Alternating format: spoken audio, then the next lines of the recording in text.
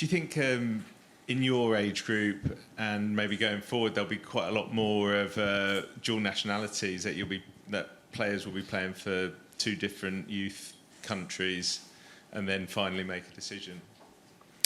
Yeah, possibly. You see it happen over the years and things, and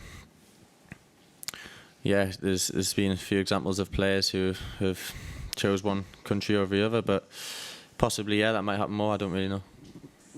I think Elliot, you were named in Scotland squad to play against England, weren't you, a couple of years ago, the Hampden Park game? Yeah.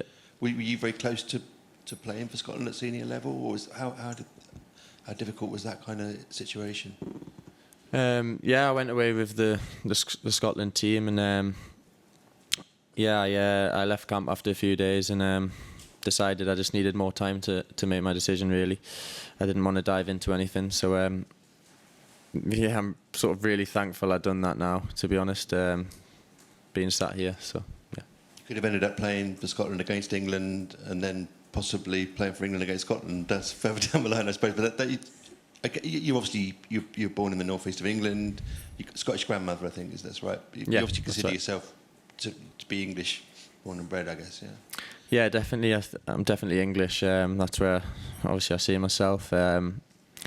It's just I hadn't really been called up for England throughout the ages when I was younger, so I thought I'd take the opportunity to play, and then sort of once I got that belief that I thought I was good enough to play for England, it hit me, and yeah, I focused on England. It's Hamza at the back. Thanks.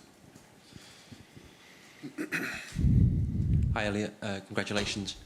A few months ago, during the under-21s Euros, you mentioned that Thomas hadn't spoken to you before the tournament.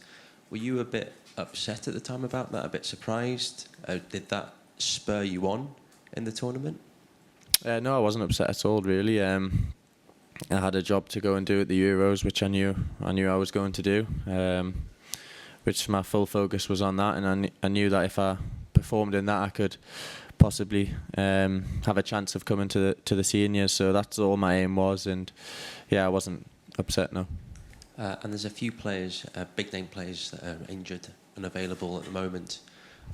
How does that affect your thinking in terms of competitiveness? 'Cause it's a reduced squad, but there are people like Jude who you assume will be straight back in. Saka will take another spot. How does that affect your thinking? No, obviously, yeah, there's some top players missing out, but through injury, yeah. So I think just trying to do what I can do and do the best I can in these training sessions, in these games, to hopefully warrant a spot for more camps.